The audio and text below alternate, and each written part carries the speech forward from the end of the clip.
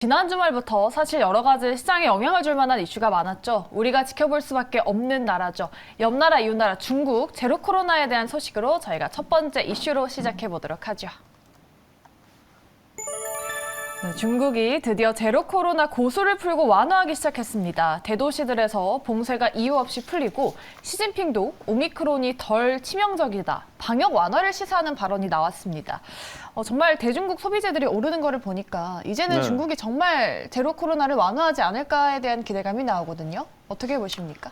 아무래도 좀 중국이 그렇게 좀 움직임을 보여준다면 예. 좀 일단 좀 긍정적으로 좀 봐야 되겠죠. 최근 들어서 뭐라 해야 되나, 세계은행이라든가 IMF라든가 전체적으로 이제 내년 경제 성장률에 대해서 가장 크게 우려했던 부분들 중에 하나가 중국 경제 둔화였습니다. 예. 근데 이렇게 좀 완화적인 정책을 좀 펴고 사회적 거리두기를 좀 완화하게 된다면 아무래도 이제 공장 가동률도 좀 높아질 수 있고 그리고 수출에 대한 기대감이라든가 내수시장에 대한 기대감, 활성화에 대한 기대감으로 좀 중국 경제도 좀 지금 현재보다는 좀 더 좋아지지 않겠냐. 라는 관점이 있고, 우리나라가 보면 최근에 무역 수지가 지금 8개월 연속 적자예요. 적자의 이유가 아무래도 우리나라 지금 중국 쪽 수출이 좀 많이 줄었다라는 내용인데, 그 중에서 보면 이제 반도체 쪽이라든가 석유화학 쪽이라든가 이쪽 두 업종이 중국 쪽 수출 물량이 상당히 많습니다. 그렇기 때문에 이 두 군데에서 다시 한번 좀 정상적인 수출 물량이 좀 정상이 좀 되게 된다면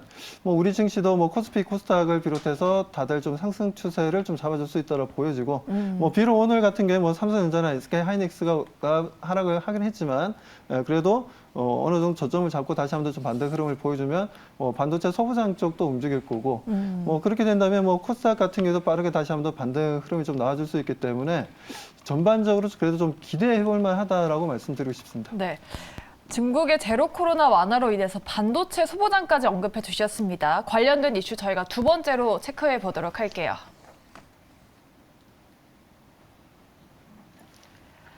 네, 인텔의 수장 CEO가 7개월 만에 다시 한국을 방문합니다. 이미 5월에 이재용 삼성전자 회장과 만났었는데 다시 회동을 한다고 하죠.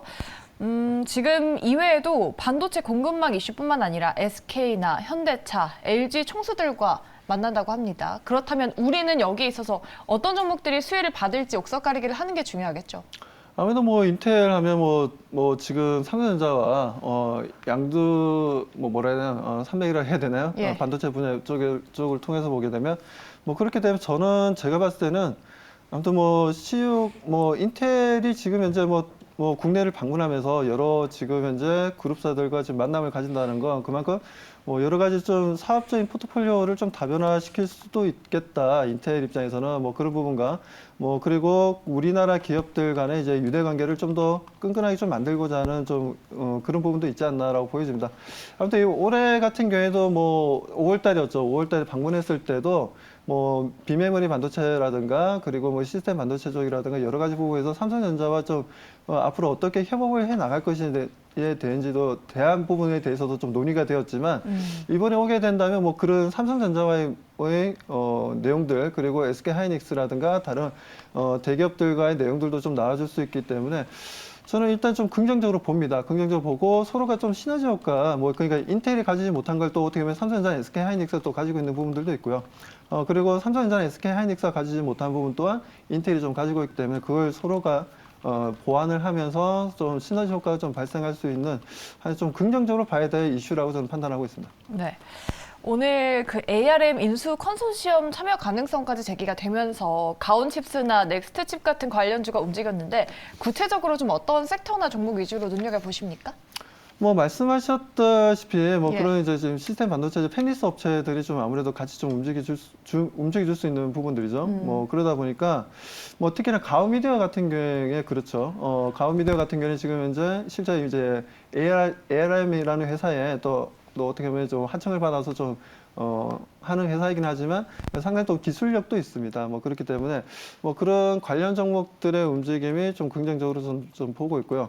아무튼 지금 ARM에 대해서 인텔과 삼성이 같이 공동 인수를 할 가능성, 저는 솔직히 아직까지 좀 낮다라고 좀 보고 있어요. 왜냐하면 삼성전자에서도 펜리스 사업을 꾸준히 해 나가고 있고 그 분야를 지금 계속해서 뭐 키워 나가고 있다, 투자해 나가고 있다 해야 되나? 뭐 그렇기 때문에 굳이 비싸게 ARM을 인수할 이유는 없다라고 봅니다. 그 얘기가 본격적으로 나왔다면 최근에 뭐 소프트뱅크 그 회장이 한번 또 우리나라 방문했지 않습니까? 이재용 회장을 또 손정희 회장이 또 만나기도 했었는데 네. 그때 구체적으로 좀 나오지 않았을까? 근데 그때도 별 얘기가 없었거든요. ARM에 대해서.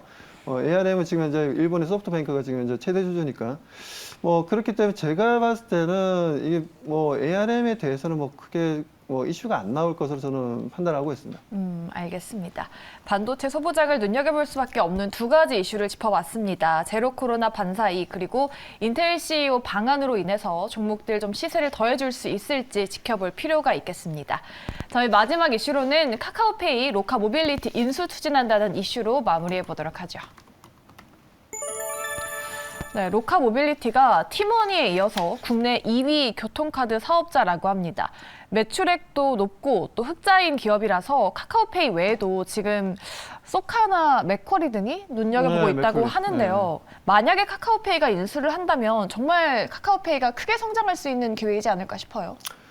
그렇죠. 아무래도 지금 이제 카카오 모빌리티가 지금 업계 1위를 하고 있고 그 2위를 지금 롯데카드가 가지고 있는 지금 이제 뭐 로카 모빌리티인데 자, 로카 모빌리티 같은 경우에는 이제 자율주행이라든가 여러 가지 분야도 있지만 우리가 좀 관심을 가져야 될 부분은 이제 아무래도 카카오페이가 그 부분에 대해서 인수를 하겠다라는 거는 이제 교통 카드 사업 쪽이라고 좀 봐야 되는 부분들이고요. 자, 그 부분을 통해서도 뭐 선불 교통카드라든가 단말기 제조 사업이라든가 그리고 영업 쪽 보면 경기 인천 그리고 부산, 울산, 경남과 같은 뭐 강원, 광주 등 전국에 아우르는 이제 인프라를 좀 구축되어 있는 부분들이 있기 때문에 이 영업망을 이용할 수 있다라는 관점에 있어서 카카오 모빌리티와 동사 간의 이제 시너지 효과라든가 여러 가지 부분들 그리고 카카오페이 입장에서도 이런 대중교통 관련된 카드 분야에 좀 더 적극적으로 좀 다가가는 흐름들이기 때문에 하나 이런 부분들 시너지 효과는 분명히 나와줄 수 있고 긍정적인 부분들에 있어서 카카오페이 입장에서는 주가 상승 흐름에 있어서는 좀 긍정적이다라고 말씀드리고 싶습니다. 네, 알겠습니다.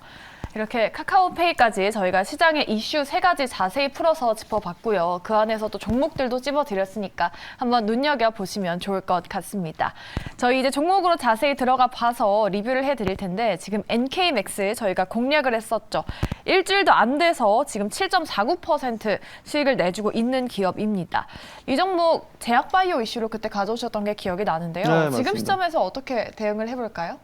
지난주에 정말 안 움직였군요. 예. 제약바이오가. 안 움직였는데 오늘 움직이더라고요. 그쵸. 예, 대체적으로 좀 평균적으로 다 움직이는 분위기인데, 대기만성이라고, 결국엔 가는구나. 예. 라고 판단했고, 기분 좋은 하루였습니다. 아무튼, 뭐 예상했던 대로 지금 지난주가 원래 이슈가 많아서, 네. 우리가 지금 주식을 하다 보면 그렇게 경우가 있어요. 이슈가 있는데도 불구하고 안 움직일 때가 있거든요.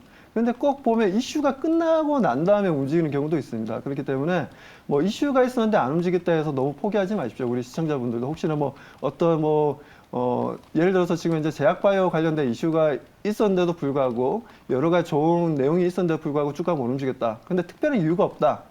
라고 한다면은 우리가 좀 그래도 이럴 땐 좀 기다려주는 이제 센스. 그런 센스가 좀 필요하지 않나.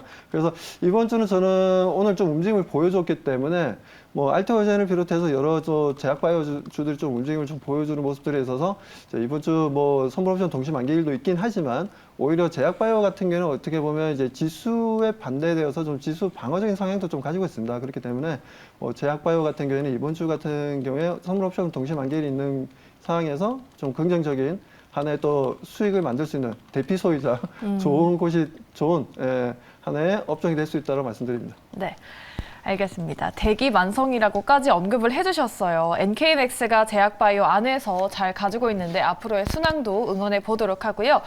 매니저님이 이제 내일 눈여겨볼 종목을 가져오셨다고 합니다. 어떤 종목을 발굴해 오셨을지 내일 공략주 열어보도록 하죠.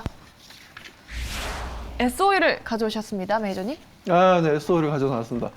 자, 다들 좀 의외라고 생각하실 거예요. 아니, 지금 현재 뭐 금리도 올라가고 경기 둔화되고 여러 가지 내용이 나와주고 있는데 왜 하필이면 이제 석유화학이라든가 정유회사를 또 가지고 나왔냐라고 많이들 생각하시겠지만 일단 뭐 가지고 나온 이유는요. S오일이 지금보다도 성장성을 보여주고 실적이 좋아질 수 있다라는 관점에서 가지고 나왔고요.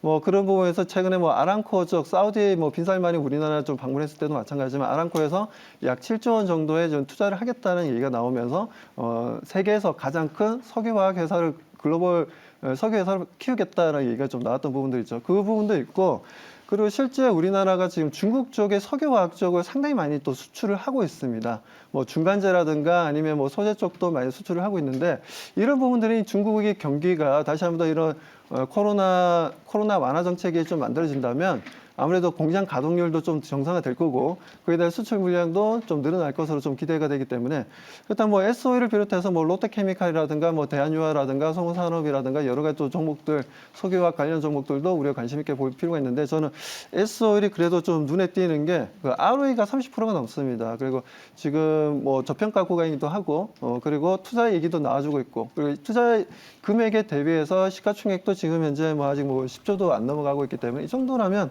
S오일은 제가 봤을 때는 좀 매수해서 좀 놔두시면 알아서 뭐 연말까지 따끈따끈하게 수익을 만들어줄 수 있는 종목이라고 말씀드립니다. 네. S오일 따끈따끈한 수익을 내줄 수 있을 것이다. 그렇다면 우리가 가격 전략을 잘 세우는 것도 중요하겠죠. 네, 맞습니다. 가격 전략 바로 말씀드리겠습니다. 일단은 동사가 뭐 워낙 지금 최대주주 지분이 많고 어떻게 보면 좀 품절주라고 얘기할 수 있을 정도여서 일단 목표가는 그렇게 높게 잡지는 않았습니다. 목표가는 일단 10만 원을 좀 말씀드리고요. 매수가는 일단 88,000원과 87,000원 사이에서 매수해보고 손절가는 83,000원 대응해보도록 하겠습니다. 네, 좋습니다. S오일에 대해서 또 가격 전략까지 들어봤습니다. 목표가 10만 원과 손절가 83,000원 저희가 기대해 보도록 하겠습니다.